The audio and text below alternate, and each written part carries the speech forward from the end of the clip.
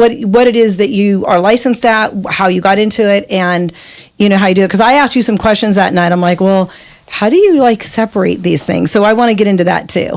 And I know, Dawn, you've got some questions. Always. Let's do it. Hi, everyone. My name is Danielle Golan, and I'm a licensed marriage and family therapist in California, Florida, and New Jersey. And wow, how did I get into this? So I actually have a performance background, and I was an actress in Los Angeles, as so many people are.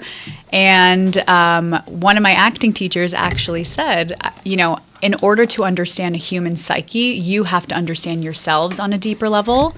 So he recommended that everyone goes into psychoanalysis. So I went into Jungian psychoanalysis, and then I ended up being obsessed with it. I was like, what is this thing? It was incredible. And I also realized, like, being a performer, that we store so much in our bodies. Like, we would do, movement exercises, and these memories would come up out of nowhere. And I'd be like, what is this? And yeah, I mean, long story short, I ended up going to grad school in LA, and then I got trained in EMDR and then certified in brain spotting. What's MDR? So EMDR is eye movement desensitization and reprocessing. I know it's a mouthful. Right. So it's basically this somatic therapy that allows you to process severe traumas. So they say that when a trauma happens, everything is fragmented. Like, you'll remember the smells, or you'll remember certain images in your mind. And so what this trauma therapy does is it integrates the memory in your brain. Okay, so break that down a little bit more. Dawn, Sure. Do you understand what she's saying with that? I know it's quite complex. I think I've experienced it. So but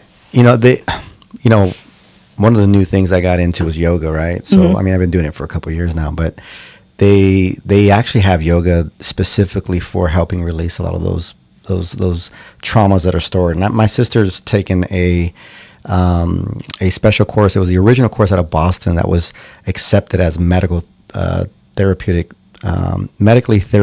yoga, in a sense. Wow. Essentially releasing those types of stored energy, as you could call it. And she's had plenty of stories of people unwinding, I guess is the nicest way to put it. But it's we there's so much that we don't quite.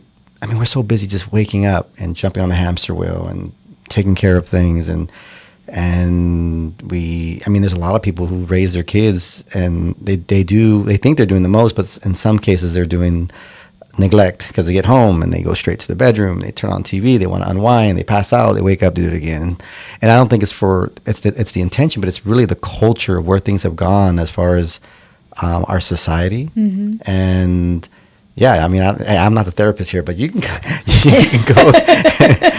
But I've experienced and watched and observed. My father was always like, hey, it's not enough just to be a dad. You got to be present. It was always the present.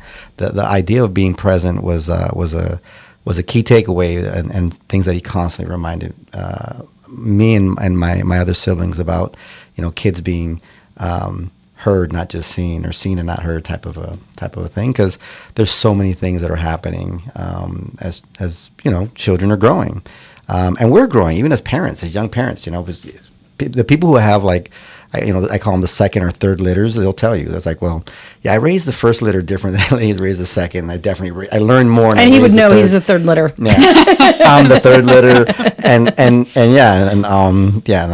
lot of my older siblings was like, yeah, you got. They said this. You had dad at his best, and I guess he got to make all the mistakes with them. And it's not like he did perfect with me. That's not to say that. I mean, but growing up and watching the different siblings and the behaviors, I was very into the behaviors. And I was like, well, I don't understand how they thought they were going to get a different result. But okay, well, but these are things that are deeply ingrained. It's programmed, and we don't sometimes think too much about programming and the things that we copy in our parents. But yeah, if they're growing and evolving, and kids, they're so, as when you're really, really small, we're learning so much just by exchange of energy, watching how people walk. There's so many little micro, programs that are happening. They say it even starts in the womb. So it's like, wow, if that's happening in the womb, could you imagine the amount of downloads. And also in yoga, they teach about, in your meditational state, your brain goes into a different wavelength. And they say that children up to the age of about, 5 or 6 are in this brain wavelength that's much like our sleeping. So it's like just a different downloads that they're getting while they're watching the world around them. So I don't know. That's just my small little take.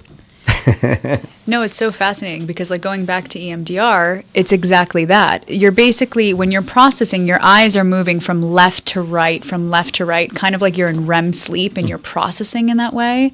And going back to what you said too, I think as a society, we suppress everything. We will do anything to not feel, literally anything to not feel.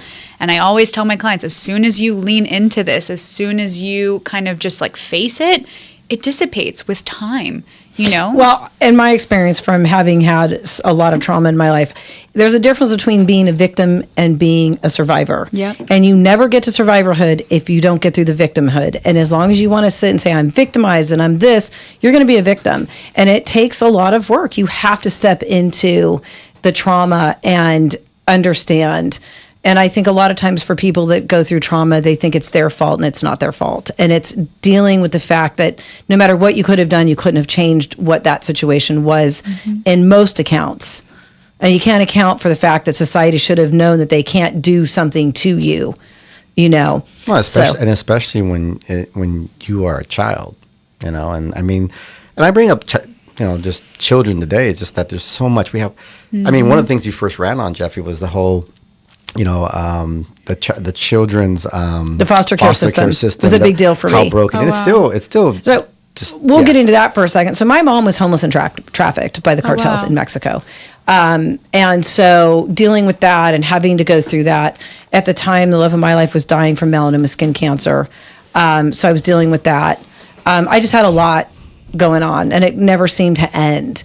And you get to this point where you think it just never ends. Everything constantly follows you and follows you and follows you. So when I looked at the homeless situation, I looked at it from, in order to heal homeless people and what they're going through, most of them, all of them have been through some sort of trauma. Yep. So my mom had been dropped off and had been patient dumped by a hospital in San Diego. The police had seen her there, and 12 hours later, she was still there, and she was literally on the brink of death. I got a phone call screaming that I had to come get her. This was my responsibility. They were horrible to me because that's how they deal with the families and the homelessness. So until you've had a family that's had to go through, you really don't know what they do to you. And they try to guilt you into, you have to take this individual. Well, I got some wonderful caseworker who said to me, do not come here, do not see her. If she passes away, I'm sorry to tell you this, but if you come here, they will force you to take her, and she will end up having to live with you, and you will have to deal with this. Mm-hmm. If you leave it the way it is, the state of California will take her, and she will go into a facility that's paid for by Social Security and that sort of thing. So I went down that road. That's what I did. But when I was running on that platform, that's what I was talking about. And we had a very wonderful woman that works at a Shepherd of the Hills church. I think she's like in the vice presidency or something. I'm not sure exactly where she's at as far as where it goes, but she was heavily involved with the foster care system. And so Benny, who was on the last show, had introduced me to her and said, she's involved with foster care kids, and you're gonna be shocked when you hear what you're about to hear. So I ran on the platform when I found out that 80% of homeless have been in the foster care system at some point. Oh my God. 60% of that came out of, have aged out of the system. And I don't remember all the numbers now because it's been 5 years. But the scariest part of it was that 50% of them came out of the prison system. And so when you look at LA County and you have 66,000 on average foster care kids in LA County, that doesn't count LA City, that's LA County. Let's take a look at the numbers that you have nationwide. There's 450,000. There's less than 12,000 in Ventura County. So LA County carries the largest burden. And who's responsible for the foster care system? The 5 queens that sit in the LA County Board of Supervisors. So when I found out about that later in my run for candidacy, I didn't really get to push that issue as much as I wanted to. But when you look at the amount of trauma that goes on in families, and then you have them end up in the foster care system, the trauma they go through, they get re-traumatized most of the time through the foster care system. So you end up with those people becoming adults. They're on the streets, and some of your foster care kids do really well. We had a guest on our show one day, and when we got off the air, she told us her boyfriend had been in the foster care system. And you don't realize how many people have actually touched that foster care system. So it was interesting when we were talking to you the other night that you deal in trauma. And I just think there's not enough people that do what you do and deal with trauma that can help these people. So I want to get people out there to know who you are and know that there are therapists like you. And hopefully we can encourage anyone who has their licensing to maybe get enough information for you that they want to get some more education and do what you do. Thank you. I appreciate that. Yeah. Yeah. So what age group do you deal with? So, I mean, the youngest client that I've worked with is probably 5 years old. I don't work with little kids as much anymore, but and the oldest client is like over 60. So it's quite vast. I say I tend to work with women anywhere from like 21 to 40 something. That's like the majority of my population that I work with. So do they have suppressed trauma, or how is it that they end up coming to you? I mean, people don't just wake up and go, I've been traumatized, I'm going to call a therapist. Honestly, this is maybe my own theory. I think that we all have various forms of trauma. Like we call them little t traumas or big T traumas, and they affect our lives. They affect our behavior. They affect our relationships with our partners. But how do people seek me out? That's a great question. I think so. I primarily work because I have a performance background. I work with a lot of people in the film and music industry. So a lot of people in that world. They're all traumatized right now. They're not working. I know. And, post-COVID and the writer's strike and the actor's strike, it's been a really difficult 5 years for that industry. And so people tend to come to me from that industry. I do work with a lot of like LGBTQIA plus people as well too. And, certain traumas about coming out and things like that too. And then I guess because I'm trained in both EMDR and brain spotting, people tend to have sort of like almost like psychosomatic symptoms. Like what does that look like for people that aren't familiar? Yeah, so it's basically like, let's say, you're waking up in the morning and you're hyperventilating, your heart hurts, your stomach really hurts, you're feeling really sick all the time, and then you go to every doctor under the sun and they tell you, hey, everything's fine, your blood work looks fine, we checked your heart, it looks fine, and they're like, maybe you have to see a therapist, maybe this is psychosomatic. And I've seen some pretty wild cases that people come in and like they've been, to a neurologist, to a heart doctor, and to all of these things, and they're just basically storing trauma and anxiety in their bodies. And so we process through it on a body-brain level. They're having like anxiety attacks. They don't even know that they're having anxiety attacks. Yeah. And it's amazing, that the body's a vessel, and like any vessel, it can have so much burden or so much pressure, and it's manifesting, I guess, and they don't realize it. The doctors are like, well, this is outside my scope, because everything's so specialized, It's like this doctor's dealing with your liver, this doctor's dealing with your heart, this one's dealing with your lung. It's like, maybe it has to do something in your head, but I can only imagine. I've lived through it myself, actually, so anybody who's gone through trauma, sometimes it's interesting. What is it? I got a question. As far as people with traumas, why is it that there are a lot of people with trauma that tend to trauma bond, in a sense? T-bonding. What is that? Oh, yeah. That's a great question. It is interesting when you see people that have trauma, they tend to bond with other people with trauma. It's like their avoidance of healing. Oh, I went through this. Oh, and they become best friends about it. And you're just like, do you guys not want to solve your problem? It's such a great question, Don. That was like so perfect. Yeah. You're right. No, that's a really good question. I think it's because they have someone else to relate to them, and then they form this sort of like deep attachment that almost sometimes recreates that same wound, that same traumatic wound. Like let's say, you have a wound with your mom or something like that, you know, and then you fall in love with this person, you're going to end up recreating the same wounds if you're not processing it. Right. Right. And then you trauma bond with them thinking, oh, this is healing. They're really hearing me. They're really seeing me. They're really listening to me. But it's the same exact wound being repeated again. It's like you're in a bad relationship.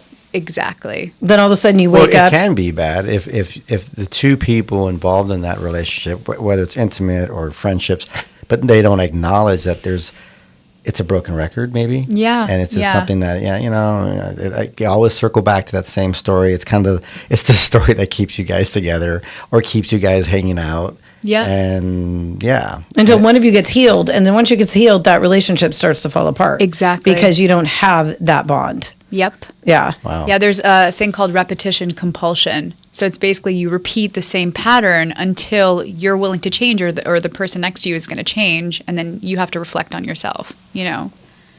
Yeah. Yeah, that's a hard one. I mean, my sister, I mean, her death certificate says that she died by suicide. It was impossible for how she died. I believe her husband murdered her, and then he committed suicide 2.5 years later. Oh God. And thank you. She was my twin. She was the only sibling I had. But for me, people look at how can you talk about it, and it's because I work through the trauma of it. You know, I mean, it's not. People look at me and think I'm cold or I'm callous about it. It's like I'm not cold and callous about it. Ice cold. Get out of here. You're talking about somebody over here who went through the same thing, who never talked about it until we brought it on the air one time. Oh, wow. And now he talks about it, but he did not talk about his brother also being murdered. Oh my God. And I think that when you can you'll never understand the murder. You just don't. Like, why did you have to do that? But to understand the loss and knowing that I couldn't do anything to prevent it. There was nothing I could have done. I mean, there wasn't anything I could have done. But going through and processing that, how do you use your skills to help people like Dawn and I that have been through this trauma to actually get past that and still live healthy lives where we can, you know, I miss my sister. I mean, I feel that loss. But I don't use it as an excuse for everything that goes wrong in my life. Yeah. Well, but my sister was more. I'm just not. That's not. I take accountability for what goes on in my life without it having to be an excuse tied to some trauma, which is what I think Dawn was talking about trauma bonding. You tend to not take any accountability. So what do you use? We're going to have to rename this show the Trauma Bonding Show. The trauma bonding show. Are we trauma bonding right now? Trauma We might bonding. be. Yeah, there you We go. just might I be. mean, how do you? I'm triggered. I might have to go. I'll do some brain spotting and EMDR right now. He's going to leave at the half hour mark and go home. So if someone came in with you with that, I mean, how do you start working with someone that says, hey, Danielle, I lost my twin sister. She was murdered by her husband, and I'm angry, and I can't imagine it starts that way. I think most people think that they have it together. I would think that most people are like, I've read books, I've watched podcasts, I've listened to all these different things. Lots of friends have recommended these different things. My doctor recommended. I have a family member who's a psychotherapist or whatever, and they think they pretty much understand. It's almost like self-treating, I guess, in a sense. I think they figured this thing out. And then I think that's I feel like that's what's happened with many people that I know, including myself. Where it's like, I don't know. I went to an a family grief center, and because I lost my mom and my twin sister 6 weeks apart, or so I went. And I did. Oh. I went and did that. It was it was awesome. While I was there, I lost another family member. And so, here I was in a group, and they put you in groups where it's either a sibling, it's a child, or it's a spouse. Well, I qualified for everything. And, the group was amazing. And the group stayed together for a long time. I have another girlfriend who went through it when her husband passed away when she had a 6-month-old, and she still talks to her group, and it's been 25 years. But how do you start? So if someone comes to you and says, I don't know. I don't think people come to therapy and say, I'm fine. That's why I'm here. So how do you start with somebody that would have been in a situation like mine? I mean, how do you implement your brain spotting, and how do you determine what their trauma is that needs to heal so that they can get back into living a life that this isn't their always go-to moment when things are going wrong? Okay, so I mean, first I'm going to address what Dawn mentioned.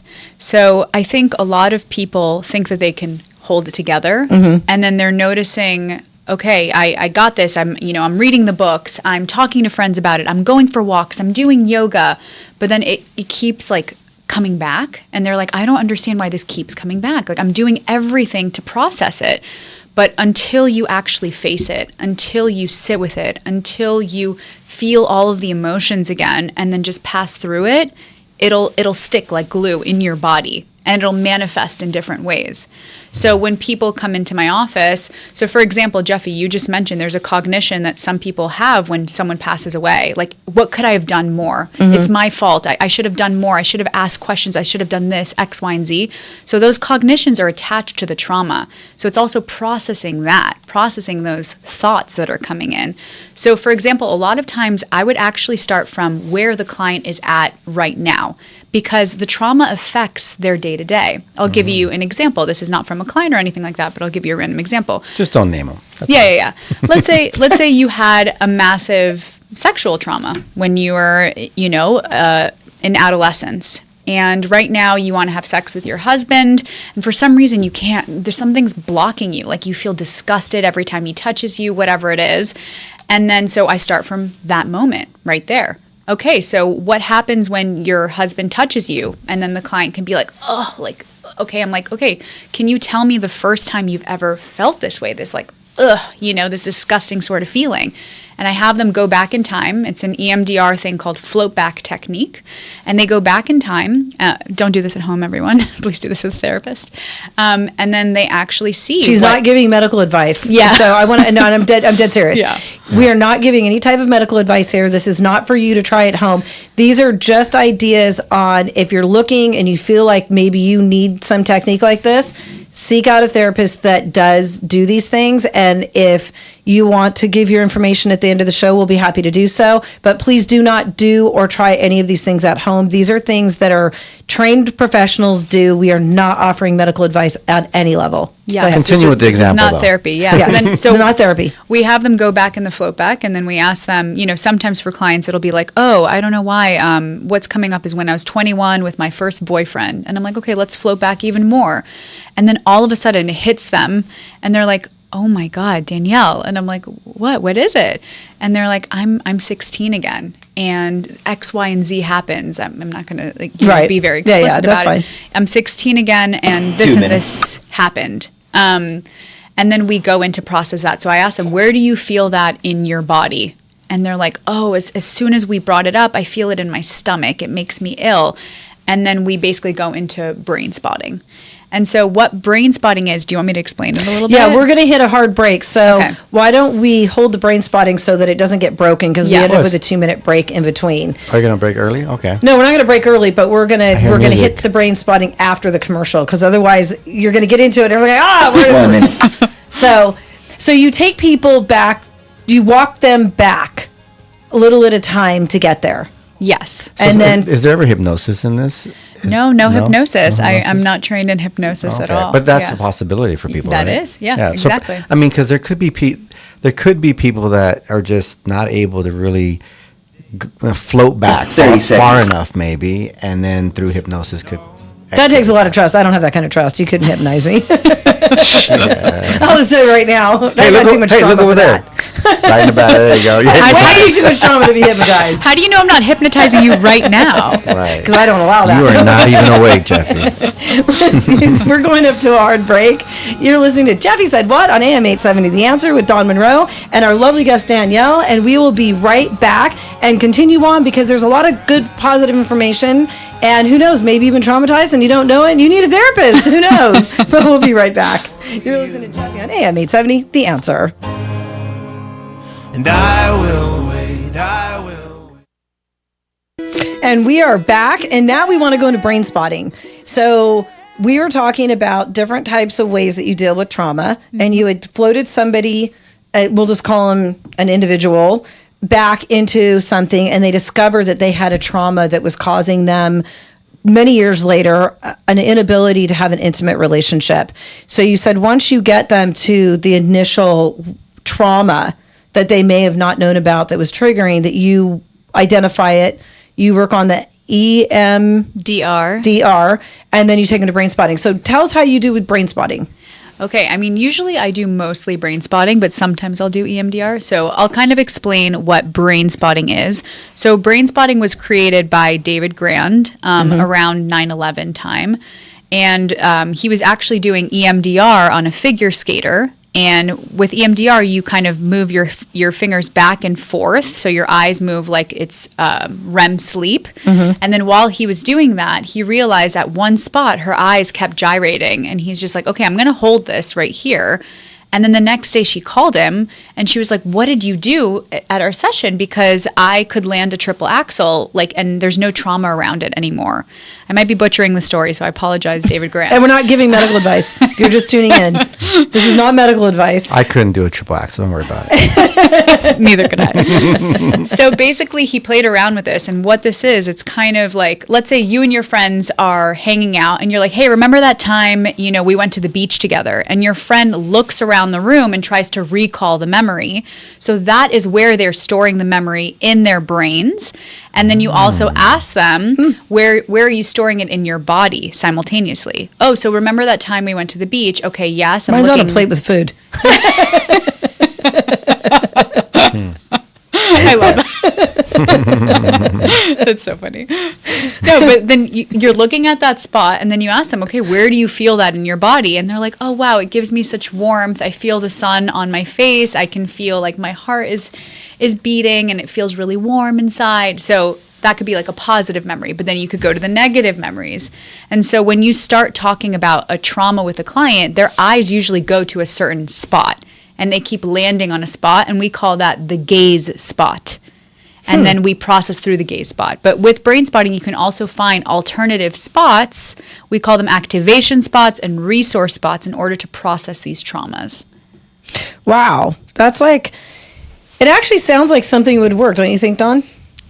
I mean, I can think of times when I think about the traumas that I've been through, about those types of things. Yeah. Jeffy, you were honestly brain spotting or gaze spotting when you were talking about your sister being murdered. Oh, I'm sure. I don't have any doubt about it because it does bring back a lot of memories. I mean, you think about what that is. And when you mentioned it the other night when we were talking about it, I was thinking about it. I'm like, I know when I talk about some of my traumas, I'm not looking at the person I'm talking to. Yep. And you can't. I cannot sit here and look at you, either one of you, and talk about it. And I why is that? I think it's because your brain is truly trying to heal and process on its own. I don't think it ever does. What do you mean? Tell me more. I don't think that you ever heal from that loss. I think that you learn how to, it's funny because I had a girlfriend whose son committed suicide, and she had lost her mom. She lost her mother, and then 3 months later lost her husband unexpectedly. Oh, God. And then a year and a half later lost her dog, and 6 weeks later her son. And she looked at me one day and she said she knew about all my losses, and she goes, how do you deal with it? And I just looked at her and I said, there's a hole in your living room. It's a hole in your living room. That hole is going to be there for the rest of your life, and I don't care where you move to. That hole goes with you everywhere you go. There's going to be days you're going to put a carpet over it, and you're not going to notice it. There's going to be days when you're going to walk around it because the carpet's there. You don't want to fall in the hole. And what does a fall in the hole look like? It says, I don't want to get out of bed. It says, I want to overdose on drugs. It says, I want to overindulge in, I want to race motorcycles at 300 miles an hour and kill myself. And that's what that hole is always going to be. It's the one day you're going to wake up, and for several months or a year, it's going to be a coffee table, and you're not going to notice the hole. Or the coffee table is going to be there. You'll see the hole underneath it, but you're still able to function. Yep. And I said, it's a hole in your living room that you will have a lifetime negotiating. And it's a negotiation. It's never going to be, when people say to you, oh, time heals everything, I want to smack them. Jeffy's filled that hole in her house with a 200-pound German Shepherd. And then his mom gave me a cat. Now I got a little tiny cat that weighs 10 pounds. It picks up she's like picking up a bag of flour. Oh my God, with a German Shepherd too? Oh, Yeah. Yeah. And he and the cat get along really well. Now they both sleep with me on a queen size bed. I feel but it's Only funny. that cat could have done it too. It's funny he brings that up though, because I got into jumping horses and that's my thing. And I think that you find ways to avoid the hole. And it's not necessary, and I don't like to say avoid, because you can't avoid it. If you're avoiding it, you're not healing it, you're seeing you are still in trauma. My experience is it's a negotiation. And it's not, I don't see you today. It's like, you're here. This is how I'm feeling about it. So how can I work on it? How can I get around it? How can I honor that which is in the hole? I mean, how do you, and that's what I used to tell her. And I'm not a therapist. I just come from my experience on how I dealt with my loss. Yeah, I mean, let me give you a metaphor. So the body always wants to heal. You fall on the ground, you get a little cut, your body's going to come together to heal that wound, and then eventually it'll become a scar.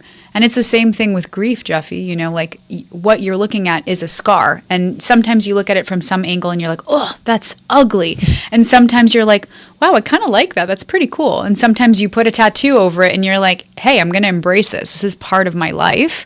So I think that's what trauma is. There you do have to sit and you have to process it and you have to face it, but it's always going to be that scar that you look back at and you're like, okay, I remember that happened and it was such a hard time. And again, the brain wants to heal, so usually it'll help you. It'll be like, it's not your fault. Right. You couldn't have done anything, to help your sister, right? So yeah. Well, and I think too, and I don't know, Dawn, you can pile in any time because you've been through this. I got shovels of it. Yeah. Don't we all? But I also think that the healing part of it is how you choose to heal. Some people choose to not talk about it with friends or not discuss it. Okay, we'll go deeper into it. And a lot of it I've processed. A lot of it's been processed on my own. And I've had some therapy too, but a lot of it is just. So, I think waking up in the morning or late at night, if people spend some time, and yoga was a very good part of being able to sit still, quiet, and kind of just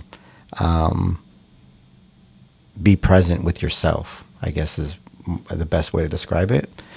I've never sat here and tried to teach it to anybody, but it's something that I've had to do. And then you sit there and you start, when you have the time to unravel some of the different things that are happening in your life, whether it's relationship, whether it's with your kids, whether it's with mom and dad, you're just like, why do I have these issues with them? And why? And same thing, the same things that manifest with the body, the way it makes you feel, and the vicious cycles that you may go through with particular people. And I think that depending on where you are in the human development, your age, and when that trauma happens, it's going to affect you differently. So someone that relatively had a healthy, childhood, just average, normal. We say normal. I don't know what normal is anymore. But mom and dad were in the picture. They had, they were present. They had healthy bonding, healthy attachments, right? And if they experience a trauma later in life, I think they're going to deal with it differently than when they were young in life. Because when you're young in life, a lot of times, like you were talking about, it's like a scratch or a scar. Well, when a child has trauma and that scar happens or that initial injury happens, sometimes mom, dad, siblings, other family members may not really be able to tap into where you're at, especially when you come from a big family, like my big family. Huge family, everyone's dealing with trauma different. They're at different stages in their life, and so they're dealing with the loss differently. And my family, it was the murder of my brothers. So they're dealing with it differently. And how is it that mom and dad, two people, are able to be present with all of them? There's only so much time in the day. They're also got to, tie their shoes, put on their big boy and girl pants, and go, provide, right? And so I bring that up from a standpoint of, because I saw how it affected my younger brothers and my younger brothers and my older brothers and sisters differently. and how they carried it differently and how they healed differently. And some of them, I would say, like, what Jeffrey's describing, the whole in the living room type of a philosophy. Some of them, the scars, very, very raw, I would say. And some of them, it's a scab, and some of it, you could say it's like a tattoo. And they wear it, and they just say, hey, I'm not letting it weigh me down and just, be a drag, but at the same time, I've processed it. This is why I love so hard. This is why I kiss my kids every morning. I hug them, all this stuff. So they convert that energy into something else and something positive. But yeah, I think that's been my observation, I guess. It's just an observation of, and I've actually had a keen, I love to go to bars and hang out and talk to different people. In a lot of the places and bars, you run into a lot of trauma, and you're just like, wow. And people think I'm a therapist. I'm just the way that I can either pick up on something, a certain chip on their shoulder, energy, whatever. And I just been through it myself so many different times, and so it's just interesting how that, as much as even very intelligent people that lawyers, doctors, all of them, smart, still struggling with the healing of trauma, and sometimes don't connect that they create attachment styles later in life that are just such a burden. And it doesn't have to be that way. And then sometimes they're not compatible with the partner that they're with, because they share different type of attachment styles based on how they were raised. Maybe they didn't have the trauma, and they're looking at it as like, why doesn't this person reciprocate, right? Or why are they so mean when I'm being so nice? The nicer I am, the meaner they get. It's so. I'm sure, and I saw in your card like the family therapist as well. I'm sure that those types of things probably. Dawn took her card. Just saying. Yeah. I told her it was for a friend. I told her, hey, it's for a friend. It's for a friend. Friend, quote unquote. I did wink. But hey, see, meeting you might have just solved all those problems. Yeah. Well, I'll see you on Tuesday, Dawn. 2 o'clock. 2 o'clock. Right. That's the flaw. It's kind of a little ways from me. She drives. She comes to you. Yeah. Oh gosh. Well then, I got In-home services. No, I don't do that. No, I know. But yeah, it's a fascinating thing, and it's fascinating that you going into kind of like the acting kind of a thing, and then like being able to kind of connect this and be like, wow, there's so much more to the human psyche, the body.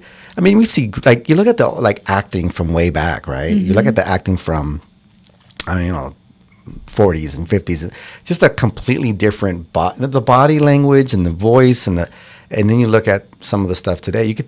It's like the quality, I guess. The alignment, I think, is just different compared to. I don't know. You disagree? You're looking at me like I'm crazy. And you disagree? No, I'm thinking about it. I'm thinking that.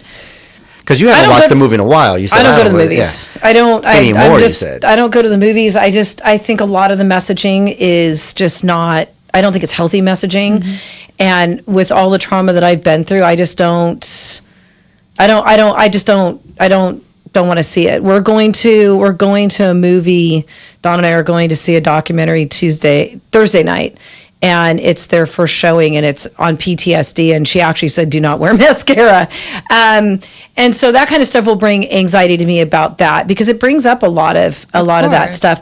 But I believe in going and viewing these type of documentaries, because I think there's a lot to be learned from it. And I just think that when you look at movies today, what they're trying to teach and what they're trying to do. So when I look back at your movies of Greta Garbo and the black and whites and the Charlie Chaplin, I think all those people had a lot of stuff going on. When you look at the Marilyn Monroe films and everything else, and now the history with JFK and all the stuff she had going on. I just think they didn't bring that to film. And I would love to see people create film that address these kind of issues, but did it in a more healthy way that would help people. And I just don't think that goes on today. And I think you see it in documentaries. You brought up the lady who Benny introduced you to, and I forget her name, but she would speak in Congress. I think it's Shannon or Sharon. I'd have to look it up. She would speak at Congress about some of the issues here. It's not the name isn't that important right now, but the thing that the takeaway I had from her when she came to speak on the radio was that, mental health changed a lot in California, where they would have a week or two to work with a patient or a client. I don't know how you describe it. Client, And they would, and it took about that much time to really get them to realize where they are, where they came from. Depending on the more extreme cases. And today, it's like, they pick you up, you might get a shower, a quick meal, and you're back out. And she was describing that method as being inhumane. And that is the method today. Well, if we look at the homeless, and chime in. Yeah. If you look at the homeless situation, there was a post today about the homeless in Skid Row, and they built this beautiful shiny building that's, 19 stories or something. It was built to house the homeless. And people, when I reposted it on Instagram, had said, well, why aren't they in the building and this, that, and the other thing? And I go, well, this is the problem that people don't understand. If you don't heal their traumas, they're more comfortable on the street than following rules. They don't want to follow rules, and housing comes with rules. And a lot of them are not aware that these resources even exist. Okay, yeah. So that's the other thing. Yeah. It's a How long really does it big take? problem. The average person that you're working with that walks through your office, and obviously there's a period of getting to know who they are, and and look at their baseline and all this other stuff. Fancy words, right? But you get to know who they are, and then Don's a therapist now. Fancy words.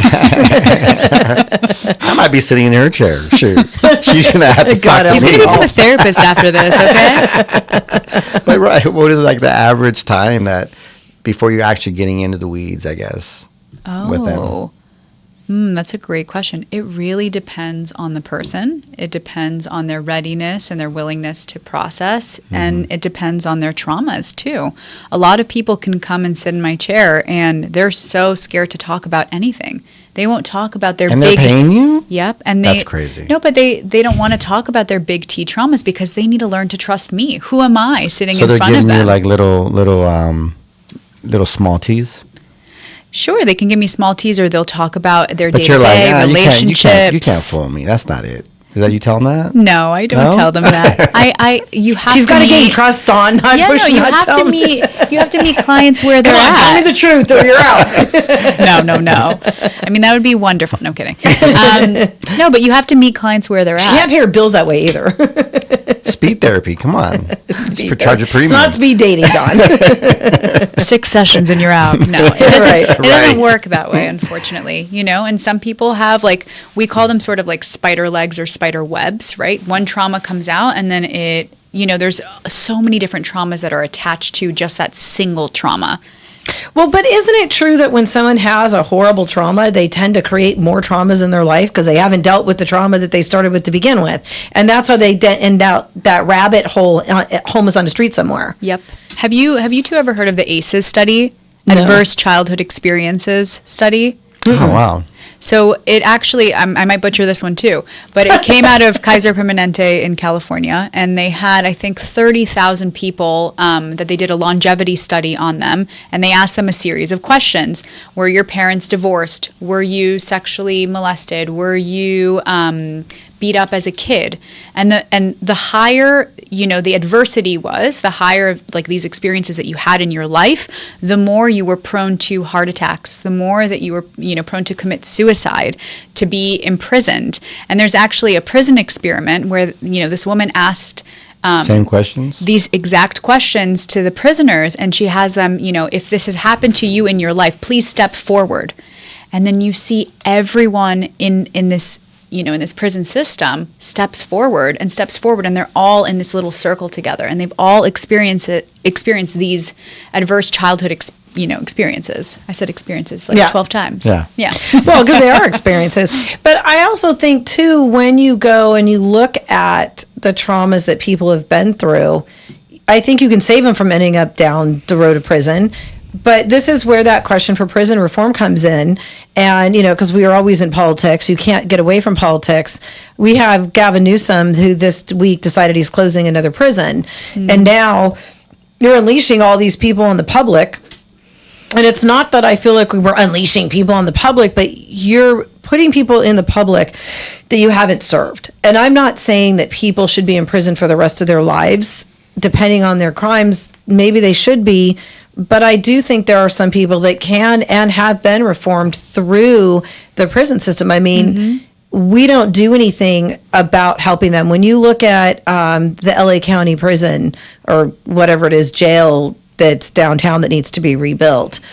One of the things they did an $85,000 architectural, we're going to rebuild it, and they never rebuilt it. Obviously, it's still there. But one of the things they had in there was psych and evals and therapy for non-violent criminals or people with drug problems. People don't realize county jail was the number one way they got people sober. And a lot of people left county jail and stayed sober because they were able to work with the AA programs, and they had sponsors that came in and did this. Too. Scared Straight. Yeah, I remember when Scared Straight came out. And I think that when you look at, like you said, this study, I think that's pretty telling that you have so many people that are in prison, and they say molesters go on to molest. And so when we look at that, I just wonder why we don't do more to help the prisoners in prison, to help them out of prison.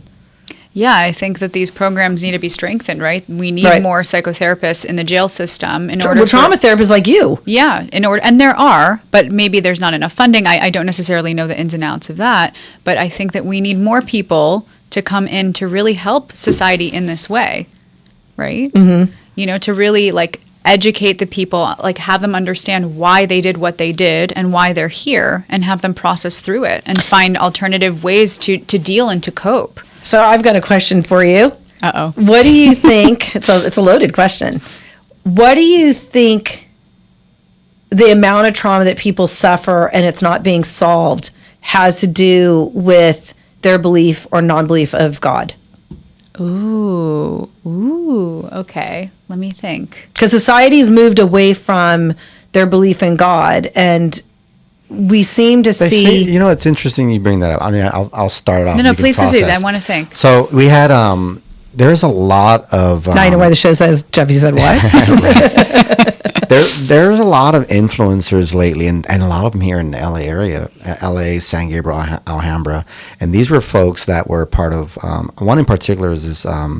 We have 6 minutes. Chinese gang member was running the streets. I mean, doing all the kind of like the Fast and Furious movie of drugs and fast cars and jail and crime, organized crime, and he's reformed, and he's gone and he goes and he teaches people the Word of God, and he's been going into prisons. He now does prison type. That's why I asked. Yeah, and I find it interesting that how well it's received actually in prison. So when you're talking about the numbers of how many, the Kaiser Permanente this study and how it correlated with people in prison, it's interesting how well received God is for a lot of these folks in these prison systems. That's why I asked, because and also I think it's been well received because it's coming from a brother, meaning another person who grew up with the traumas, who understands that world, the world that we're all living out here.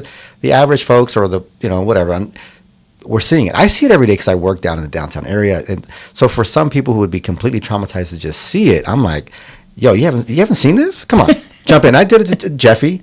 I took my kids. He traumatized me. I'm like, what are you talking about? No, come on, and they're walking up to the window, and Jeffy's just like, move.